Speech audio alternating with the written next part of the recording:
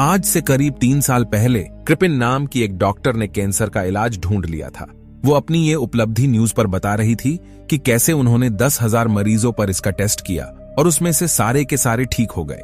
लेकिन कुछ महीनों के बाद ही उन मरीजों के अंदर एक खतरनाक वायरस ने जन्म लिया और उस वायरस ने 3 साल के अंदर धरती के 99% लोगों का खात्मा कर दिया, और जो बच गए वो आज भी जीने के लिए संघर्ष कर रहे हैं। इसी बीच हम अमेरिका के शहर मैनहट्टन के अंदर रॉबर्ट नेविल नाम के एक आदमी को देखते हैं, जो कि अपने डॉग सैम के साथ हिरन का शिकार कर रहा था। एक हिरन उसके निशाने पर थी कि तभी एक शेरनी उसको दबोच लेती है। रॉबर्ट शेरनी को मारकर अपना शिकार छीनता उससे पहले ही घड़ी में अलार्म बजने लगता है और वो सब कुछ छोड़ छाड़ कर अपने घर की तरफ निकल जाते हैं, क्योंकि अंधेरा होते ही डार्क सीकर्स बाहर निकलते हैं। उनसे बचने के लिए रॉबर्ट ने अपने घर पर कड़ा बंदोबस्त किया हुआ था। वो अंधेरा होने से पहले ही खाना वगैरह खाकर घर के सारे लाइट ऑफ करके घर को सील कर देता है, ताकि डार्क सीकर्स को पता न चल पाए कि कोई भी इस घर के अंदर रहता है। यहां से कहानी फ्लैशबैक में जाती है, जहां पर रॉबर्ट अपनी फैमिली को न्यूयॉर्क सिटी से बाहर निकालने के लिए एयरपोर्ट की तरफ जा रहे होते हैं। तभी रेडियो पर यूएस प्रेसिडेंट का एक फरमान आता है, जिसमें वो ऐलान करते हैं कि वायरस फैलने के कारण न्यूयॉर्क सिटी को क्वारंटीन किया जा रहा है। जो इन्फेक्टेड नहीं है वहीं शहर से बाहर जा सकेंगे। रॉबर्ट अपनी बीवी और बेटे को लेकर एयरपोर्ट पहुंचते हैं। उस रोड पर हजारों की तादाद में गाड़ियां खड़ी होती है। लोग पैदल ही एयरपोर्ट की तरफ भाग रहे होते हैं, क्योंकि हर किसी को यहां से बाहर निकलना है। वहीं मिलिट्री के पास एक डिवाइस होता है, जिससे स्कैन कर वो सिर्फ उन्हीं लोगों को शहर से बाहर भेज रहे होते हैं जो कि इन्फेक्टेड नहीं है। रॉबर्ट एक लेफ्टिनेंट जनरल थे, इसलिए उनको लाइन में नहीं लगना पड़ता और उनके फैमिली का स्कैन करने के बाद एक स्पेशल हेलीकॉप्टर बुलाया जाता है। पर वो उनके साथ नहीं जाते, क्योंकि वो यहां रहकर वायरस का इलाज ढूंढने वाले हैं। अब इनका हेलीकॉप्टर जैसे ही टेक ऑफ करता है, कुछ इन्फेक्टेड लोग एक हेलीकॉप्टर पर हमला कर देते हैं और वो हेलीकॉप्टर आकर इनके हेलीकॉप्टर से टकरा जाता है, जिसमें उनकी फैमिली खत्म हो जाती है। तभी रॉबर्ट की आंख खुलती है, जिसके बाद वो वर्कआउट वगैरह करके अपने लैब में पहुंचते हैं, जहां पर वो वायरस का क्योर ढूंढने के लिए चूहों पर परीक्षण करते हैं। इनके द्वारा बनाए गए GA सीरीज की अलग अलग वैक्सीन ज्यादातर चूहों पर बेअसर थी।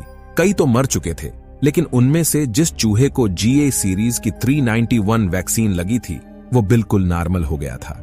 रॉबर्ट अपने व्लॉग में बताते हैं कि वैक्सीन 391 इंसानों पर टेस्ट करने के लिए तैयार हैं।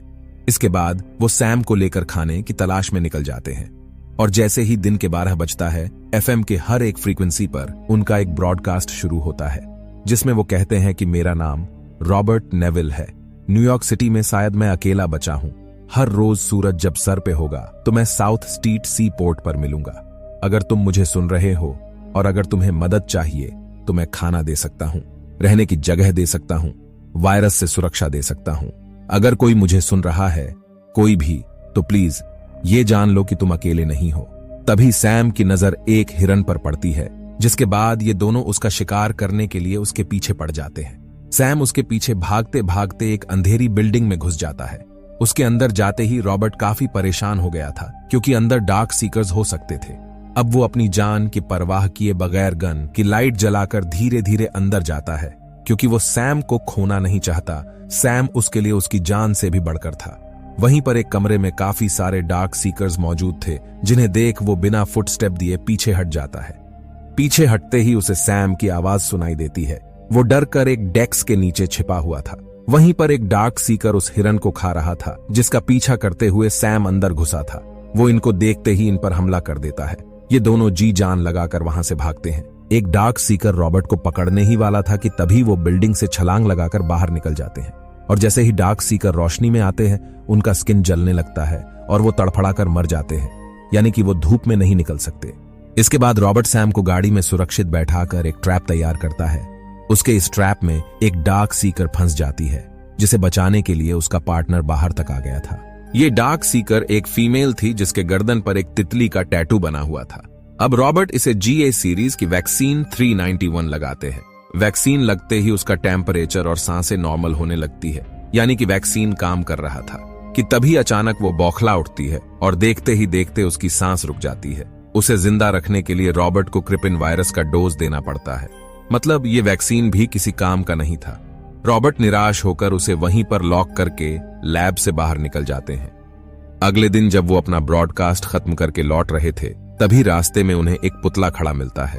पर हैरानी की बात यह थी कि अगर शहर में कोई जिंदा नहीं बचा है तो फिर इस पुतले को शोरूम से बाहर कौन उठाकर लाया? डार्क सीकर्स भी ये नहीं कर सकते थे क्योंकि उनका ब्रेन डेड होता है। रॉबर्ट पता करने के लिए उसके करीब जाते हैं, लेकिन किसी ने वहां पर ट्रैप बिछाया था, जिसमें फंसते ही उनका सर जमीन से टकराता है और वो बेहोश हो जाते हैं। और जब उनकी आंख खुलती है, सूरज ढलने वाला होता है। वो किसी तरह जेब से चाकू निकालकर रस्सी काटते हैं, लेकिन नीचे गिरते ही चाकू उनके पैरों में धंस जाता है। अब वो चल भी नहीं सकते थे, इसलिए घसीट घसीट कर कार की तरफ बढ़ते हैं। तभी एक डार्क सीकर अपने शिकारी कुत्तों को इनके ऊपर छोड़ देता है। दरअसल ये वही डार्क सीकर रहता है जिसके माशूका को रॉबर्ट ने ट्रैप में फंसाया था, इसलिए इसने ठीक उसी प्रकार रॉबर्ट को ट्रैप में फंसाया, यानी कि उसका दिमाग भी इंसानों की तरह काम कर रहा था। तभी सूरज ढलते ही शिकारी कुत्ते इन पर हमला कर देते हैं। रॉबर्ट गन से उनको मार तो देता है, लेकिन इस बीच सैम को इन्फेक्टेड कुत्तों ने काट लिया था।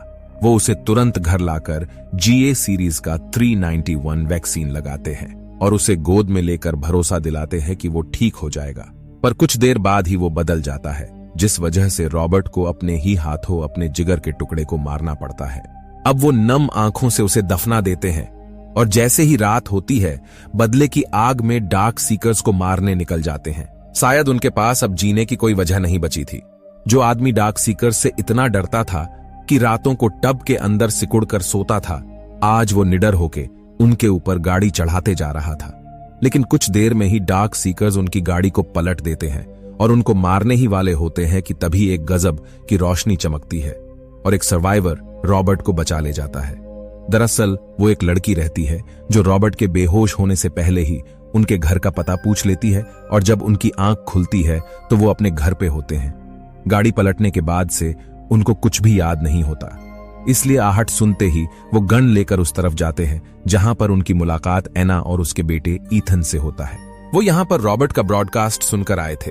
उनके ग्रुप में 5 लोग थे जो मैरीलैंड से चलकर यहाँ आ रहे थे, लेकिन यहाँ पहुंचने से पहले ही डार्क सीकर्स ने उनके 3 लोगों को खा लिया। अब वो यहाँ से वर्मोंट जाने वाली है, पहाड़ों की बस्ती में, जहां पर आज भी लोग इस वायरस से बचे हुए हैं। रॉबर्ट कहते हैं कि कहीं भी कोई बस्ती नहीं बचा, सबके सब मर चुके हैं। पर एना ने सुना था कि ये वायरस ठंड बर्दाश्त नहीं कर सकता। ये बात रॉबर्ट को तब समझ आती है जब ईथन घर के पास वाले स्विमिंग पूल में नहा रहा था। ईथन कहता है कि यहाँ का पानी बहुत ठंडा है। तभी रॉबर्ट के दिमाग की बत्ती जलती है। वो समझ जाता है कि ठंड की वजह से ही डार्क सीकर्स ने आज तक उसके मछलियों को नहीं खाया। वो तुरंत बर्फ का जुगाड़ करके उस फीमेल डार्क सीकर को बर्फ पर लिटाकर वैक्सीन का डोज देना स्टार्ट करता है। इसी बीच एना भी वहां पर कॉफी लेकर आती है और रॉबर्ट से कहती है कि कल सुबह वो यहां से जाने वाली है और वो चाहे तो उनके साथ आ सकते हैं। पर रॉबर्ट इस वायरस का इलाज ढूंढे बिना कहीं नहीं जाने वाले थे। देखते ही देखते आज का दिन भी ढल चला था। रॉबर्ट हमेशा की तरह घर को शील करके ईथन को अपने बेटे के रूम में सुला देते हैं और जब नीचे आते हैं, बाहर डार्क सीकर्स के चिखने की आवाज आने लगती है। वो एना से पूछते हैं कि तुमने किस टाइम पर मुझे बचाकर घर लाया था। वो कहती है कि सुबह के 4 बजे, यानी कि उन्होंने पीछा करके इनका ठिकाना देख लिया था। उनकी संख्या हजारों में थी। जैसे ही वो घर के करीब आए, रॉबर्ट ने धमाका कर दिया। दरअसल उसने पहले से ही घर के चारों तरफ ग्रेनेड बिछाया था। इस धमाके में बहुत सारे डार्क सीकर्स मारे जाते हैं, फिर भी इनकी तादाद और बढ़ती जाती है। वो डार्क सीकर्स भी यहां आ चुका था जिसकी माशूका यहां पर कैद थी। अब वो घर में घुसकर उसे ढूंढना स्टार्ट करता है। रॉबर्ट देखते ही उसे शूट करते हैं, पर वो भाग निकलता है। इसके बाद वो एना और ईथन को बचाकर लैब के अंदर छिप जाते हैं, जहां पर वो देखते हैं कि वो डार्क सीकर्स नॉर्मल हो गई है, यानी कि बर्फ पर लिटाने से वैक्सीन का असर हो रहा होता है। इसी बीच बहुत सारे डार्क सीकर्स लैब तोड़कर अंदर घुस जाते हैं। रॉबर्ट तुरंत शीशे के दरवाजे को बंद कर देते हैं, जो कि बुलेट प्रूफ है, और चिल्ला चिल्लाकर बताते हैं कि उनको वायरस का क्योर मिल चुका है, वो उन सबको ठीक कर सकते हैं। लेकिन वो डार्क सीकर अपनी माशूका को देख और बौखला उठता है और दरवाजे पर बार बार प्रहार करना शुरू करता है, जिससे शीशा टूटने ही वाला होता है। उससे पहले ही रॉबर्ट उस फीमेल डार्क सीकर के ब्लड को एक ट्यूब में निकाल लेते हैं और एना को बताते हैं कि इस वायरस का इलाज इसके ब्लड में है। वहीं एक सेफ रूम होता है जिसके अंदर एना और ईथन को बंद कर देते हैं और डेस्क से ग्रेनेड निकालकर डार्क सीकर्स के साथ साथ अपने आप को भी उड़ा लेते हैं। इस मूवी का एक दूसरा एंडिंग भी है जो कि OTT पर रिलीज हुआ था। जिसमें वो डार्क सीकर शीशे पर टक्कर मार मार कर ब्लड से तितली का निशान बनाता है। उसके माशूका के गर्दन पर भी वही निशान बना हुआ था, यानी कि वो बताने की कोशिश कर रहा होता है कि वो सिर्फ अपनी माशूका को यहां से छुड़ाने आया है। रॉबर्ट उसकी फीलिंग समझते ही उसके माशूका को दोबारा क्रिपिन वायरस इंजेक्ट करके उसे सौंप देते हैं और वो इनको सही सलामत यहां से जाने देता है। जिसके बाद ये तीनों वर्मोंट के घाटी की तरफ निकल जाते हैं